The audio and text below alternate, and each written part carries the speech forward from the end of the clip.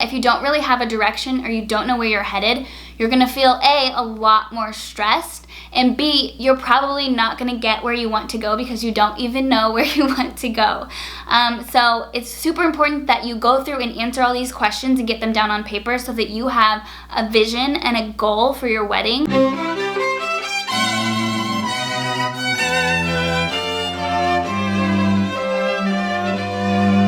Hey brides, welcome to my channel.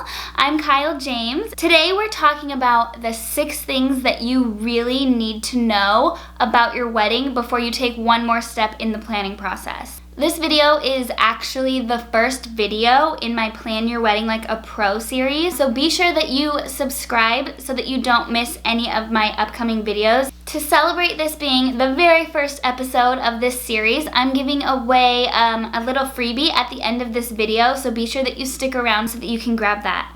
These 6 things are so important for you to know, not just so that you feel better about the process, but also so that you can communicate clearly to your vendors what your vision is. First things first, it's super important to get into a great state of mind before we start making big decisions. So go ahead and close your eyes and take a deep breath. Kind of do a quick fast forward in your mind of just the amazingness that's going to be your dream wedding day. Now that we are all warm and fuzzy, let's go ahead and dive in and create the vision for your dream day.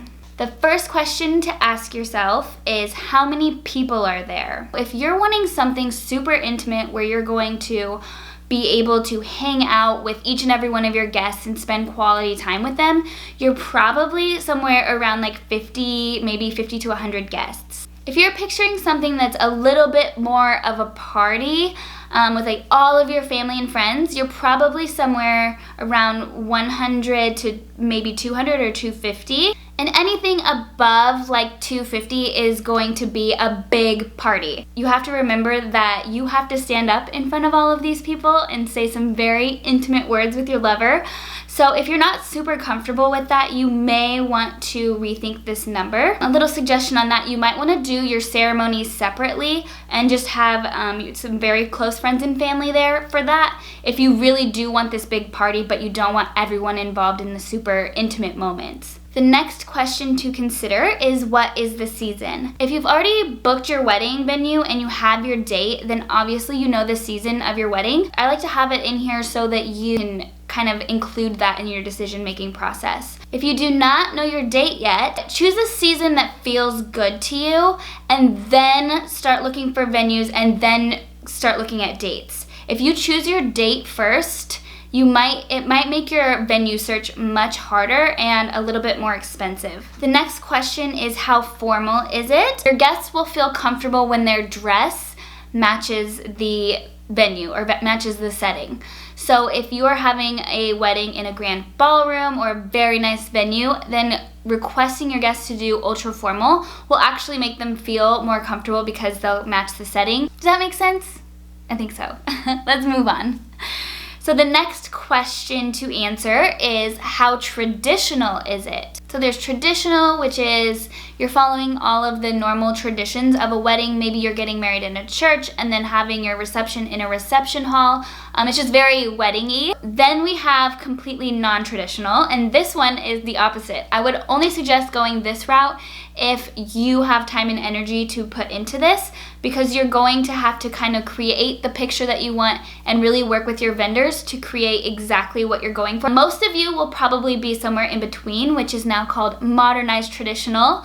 So this kind of allows you to pick and choose which traditions to incorporate and exactly how you want to incorporate them. So now that we have kind of the physical stuff laid out, the next question to ask yourself is, what is the atmosphere, or what is the vibe? I'll put a bunch of words up on the screen for you right now so you can kind of look through them and pick the ones that feel good to you. This is super important because there's little things that go into creating this vibe, and if you can share this idea with your vendors, they can make it happen for you. And now probably the most anticipated and maybe most important thing that you need to know is, what is the theme? I know you weren't expecting that from the title of this video, and you might be like, oh my god, I can't decide right now, that's way too much, I don't know. But stick with me. You just went through like the vibe and you know exactly, like you've pictured what you want. So go ahead and look through these words. Pick ones that feel good to you. Maybe you pick 5 or 6 and then narrow it down, but you want to end up at 2 to 3. Look through the answers from the previous questions and kind of see which of these would go great with that and which of these describe your personalities as well. And then once you pick a couple, you can kind of play around and come up with the theme of your wedding. Here's a little happily ever after / real life tidbit for you. Decision making is a muscle, so the more you work it out and the more you just do it, the better you'll get at it. Another piece of this that I love to kind of incorporate into real life for you is the idea of writing down these visions and goals so that when you're working through them, you have that in front of you. If you don't really have a direction or you don't know where you're headed, you're gonna feel a lot more stressed, and B, you're probably not gonna get where you want to go because you don't even know where you want to go. So it's super important that you go through and answer all these questions and get them down on paper so that you have a vision and a goal for your wedding. Okay girl, there you have it. Your whole wedding is figured out. How do you feel? Okay, maybe not everything is figured out, but I think you have an amazing start. Really quick, let's talk about that freebie that I promised you. I actually put all of this information together in a worksheet, and there's some little bonus questions in there for you too. It's totally free. You can just go to the link below to download that and so that you can fill it in. Something awesome to do is to print off 2 copies, and you do one and have your fiance do one, and then bring them together and create the vision together. My next video is going to be on getting organized so that you can really take on this whole wedding planning thing like a boss. We're talking organizing your Pinterest and a couple other fantastic tips to get you started. And then after that, I have the simplest wedding planning timeline you will ever see. So make sure that you are subscribed and hit that little bell notification so that you know when I post those new videos. If this video was at all helpful to you, I would love for you to give me that big thumbs up, and also introduce yourself in the comments below. Let me know your wedding date, where you're at in your planning process, and even maybe your answers to the questions in this video. I would love to hear what you came up with. All right, we'll see you next time. Happy planning.